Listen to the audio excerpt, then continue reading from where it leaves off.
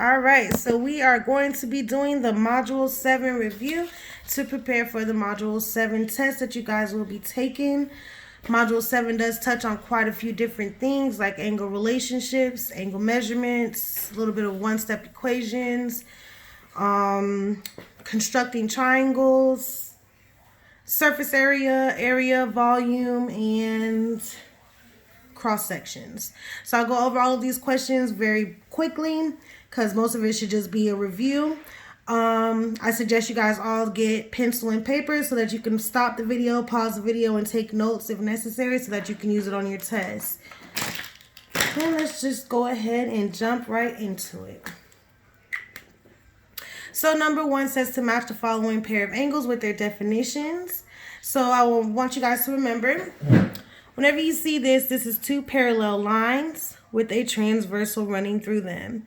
Remember, anything inside of your parallel lines will be interior.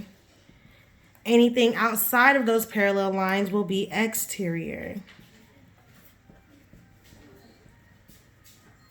And then you have your transversal. If they are on opposite sides of the transversal, they are alternate. If they are on the same side of the transversal, they're either known as consecutive or same side or even corresponding. So let's take a look at the options they give us here. We'll start with A. They want you to look at angle R and angle T. Angle R and angle T are both interior angles. They're on opposite sides of the transversal, which means that they are alternate interior angles. So you have alternate interior angles here. That's where A goes. Then looking at B, you want to look at angle P and angle V. Angle P and V are on opposite sides of the transversal, meaning that they're alternate. And they are both on the outside of your parallel lines, meaning that they are exterior. So you're looking at alternate exterior angles, which is here. The first option, that will be B. And then we're going to move right into C, which wants us to look at angle Q and angle W. These are also on opposite sides of the transversal, meaning that they are also alternate. And then they're both on the outside, so they are also alternate exterior angles, which you have here again.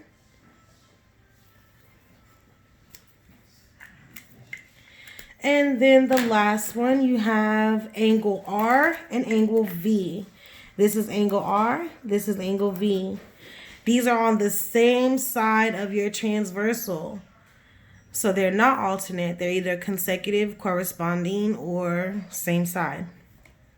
Now one is on the interior of the parallel lines while the other is on the exterior of the parallel lines. That makes it corresponding. When you have one inside, one outside, it is corresponding. So corresponding would be D. That's all you do for number 1. Now moving on to number 2, we're going to work with some angle measurements. This tells you that the measure of angle K and L is 55 degrees. So you're going to look at K and L. You kind of connect the dots between those to find that angle. And it's telling you K and L is equal to 55 degrees. It is also telling you that the measure of G and H, this angle right here, is 36 degrees. And then it is asking you to find the measure of angle F and M. So let's look at F and M. We don't know what this is, so we're going to mark that as X. We want to figure out what X is.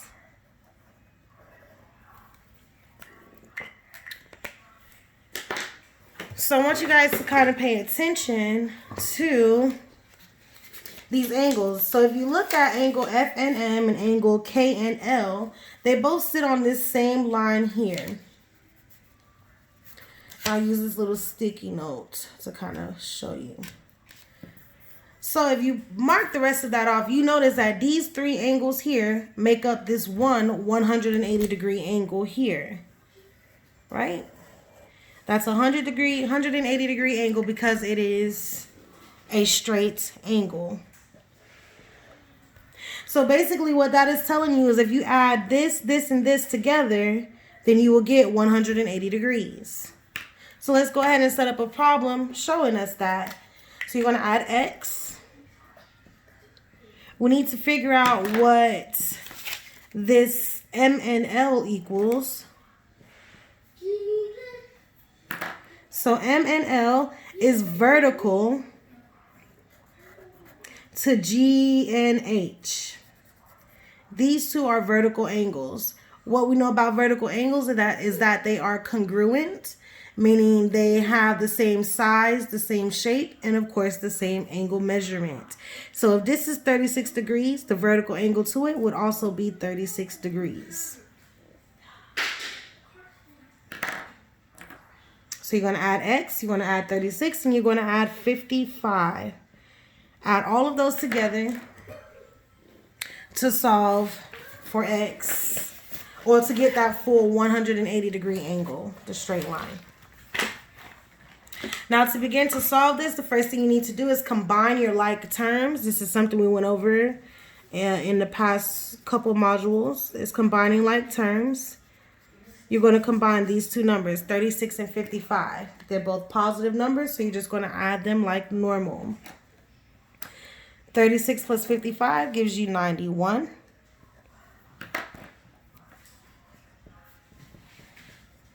Going to bring down your plus sign because it is positive. Bring down your equals 180 and also bring down your x. So now you have x plus 91 equals 180 degrees. You need to get x by itself. You're going to get x by itself by doing the inverse operation. Inverse operation is basically going to do the opposite of this plus 91 to get rid of that, your constant. You're just going to do the opposite of that, which is minus 91. Whatever you do to one side, you must do to the other. So these cancel out, leaving your x by itself. Bring down your equal sign. Then you have 180 minus 91. Will give you 89 degrees. Your answer should be A.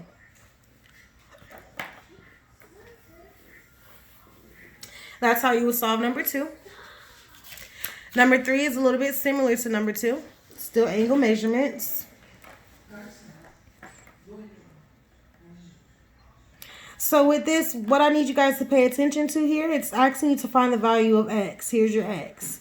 What this is telling you is basically this entire angle, this angle LMN, is equal to 90 degrees. Remember, this little box tells you it's a 90-degree angle, right? So we know that it is equal to 90 degrees. And basically what it is saying is if you add these two together, you should get 90 degrees. So you're going to add 2x minus 5. You're going to add 35. And that should equal 90 degrees. So you're going to do the same thing with this again, which is going to combine your like terms. Now, when you're adding two numbers with different signs, you're going to subtract the numbers and keep the sign of the higher number. 35 minus 5 is 30. Your highest number is positive, so it's going to be a positive 30. And then you're just going to bring down your 2x and bring down your equals 90. Now you have a two-step equation. Solving the two-step equation, you're going to get rid of your constant first. Remember, your constant is that number that stands alone. Get rid of that by doing the inverse operation, which is the opposite. Whatever you do to one side, you must do to the other side of your equal sign. Bring down your 2x. These cancel out. Bring down your equal sign. 90 minus 30 is 60. Now you have a basic one-step equation. To solve that one-step equation, you're going to get rid of your coefficient. You do that by dividing by 2. Those cancel out. Leaves you with x equals 30. Your answer would be C.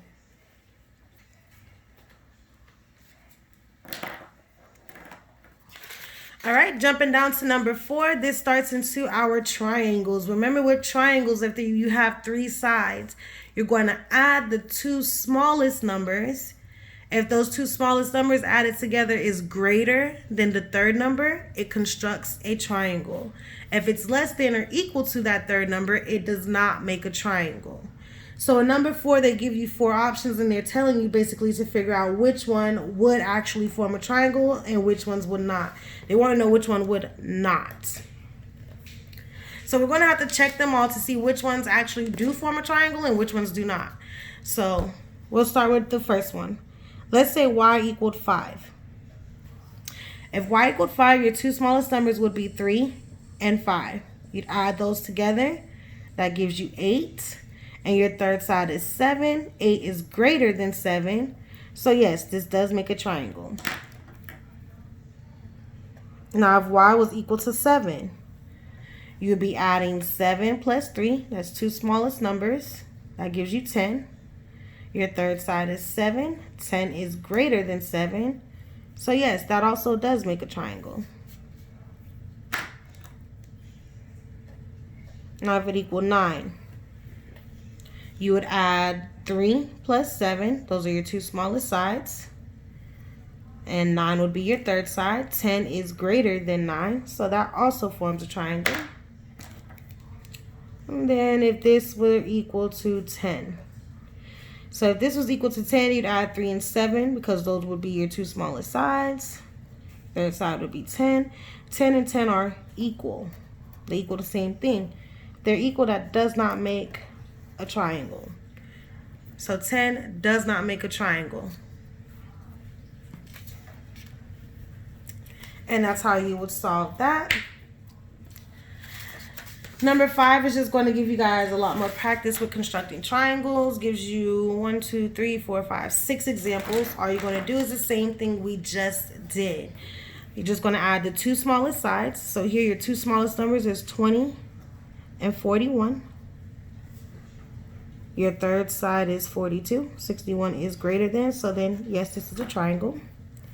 Got 10 and 6 equals 16. That's greater than 14, yes. 5 plus 9 equals 14. That's equal to 14, so no. 2 plus 7. 9 is less than 16, so no. 11 plus 13 is 24. 24 is less than 40, no. And then you have 8 plus 18 equals 26, which is greater than 20. So yes. That's literally all you're going to do with those. You guys are allowed to use a calculator on this. So use your calculators and make sure you're adding correctly. After that, you're going to jump into cross sections. What I will be doing is adding a link to the GeoGebra website that we used in class, where you guys can practice using your you guys can practice with GeoGebra a little bit more how to slice up these shapes horizontally and how to slice them up vertically. It's a little bit hard to demonstrate that, but I'm going to do the best that I can to try and show you how slicing would work. So this is telling you that Megan has a triangular prism that has an equilateral base. Also, the base of the prism is the same length as its height. It wants you to X out the shape, so that's what it wants you to do. X out the shape that cannot be obtained by horizontal or vertical slicing through the prism. So we can do horizontal or vertical slicing. So let's say if we slice this vertically, so if I cut this, or horizontally, I'm sorry, horizontally like this, I'm still going to see this shape, which is a triangle. So that one will still be there, right? If I slice it vertically like this, I'm going to still see this shape, which is this big rectangle here, right? Now, if I slice it again, like this way, like just cutting this little section off here. If I cut this little section off here, it's going to show me this shape here. The only thing that I will not get by slicing this horizontally or vertically is a circle. I will not get a circle at all. And that's all you do for that one. Number 7 is also cross sections and also that GeoGebra website. You guys will be able to play around with that a little bit so that this makes more sense to you. Now I want you guys to read these questions carefully. Read them at least twice before you answer your question.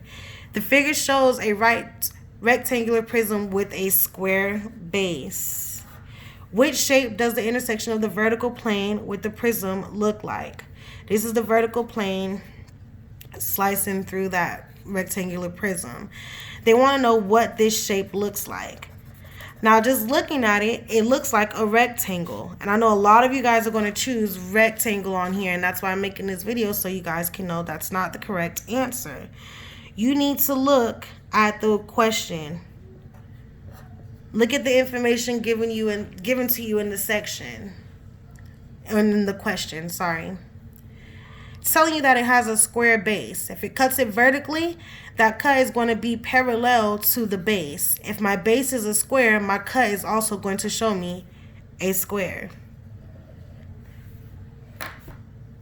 So it is very important that you guys pay close attention to the questions and what it's actually asking you for. All right, let's jump down to number 8. Number 8 is like the area of composite figures, which we were working on when we started this distant learning stuff. Right before we left school is what we were working on. We'll go over this really quick. So you're going to split this shape up into 2 different shapes, which you can see here. There is a rectangle and there is also a triangle. So the area of a rectangle is going to be length times width. Your length is 6. Your width is 12. 6 times 12 is 72. And then your area of a triangle is half the base times height. Your base is going to be 12 because it's parallel to this. So they're 12. And then your height, of course, is this right here, 3. Half of 36 is 18. Now you're just going to add these two together.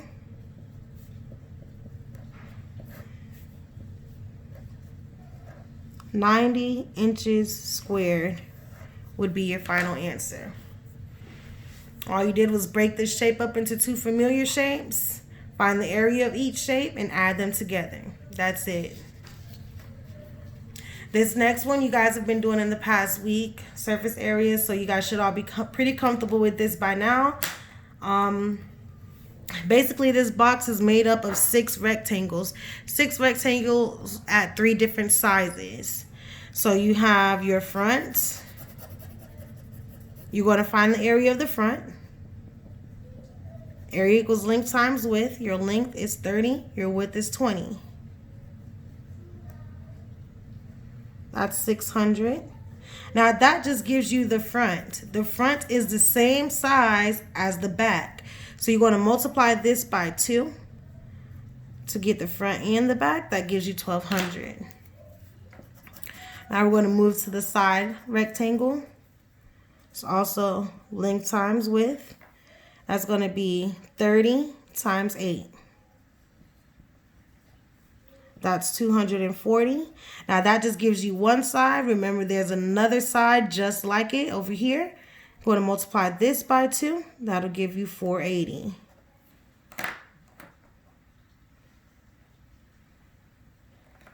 And then you have the top. Still length times width. This is going to be 8 times 20. And 8 times 20 gives you 160. Remember, that's just for the top. You also have a bottom. So you're going to multiply that by 2, and that gives you 320. Then you're going to add all 3 of these together. 1200 plus 480 plus 320 gives you 2000. Your answer would be C. So you just have to break it up into different shapes and sizes to figure it out, add it all together. It's kind of like area of composite figures, a little bit different. You're working with 3D shapes instead of 2D shapes. That's the difference. All right, and the very last question on this test will be involving volume, which is what your next week's work is all, well, That's actually what this week was all about. So you guys should be kind of familiar with this also. If not, make sure you guys are sending me your questions that you may have so I can help you out. So to find the volume of a triangular right prism, all you're going to do is first find the area of your triangle, which of course is half the base times height. This is your base. This is your height. 6 times 5 is 30. Half of 30 is 15. Now that you have the area of this triangle, you're going to multiply that by your length. So 15 times 8 and 15 times 8 gives you 120. Your answer should be D. And that is the very last problem that will be on the test. This review is exactly like the test. If you watch this video at least one time and work the problems through at least once, you guys should do very well on the test. If you guys still have any kind of questions about anything that I've gone over in this video, make sure you call me, text me, send me a message, or whatever you need to do to get the help that is necessary for you to pass. I wish you guys the best of luck.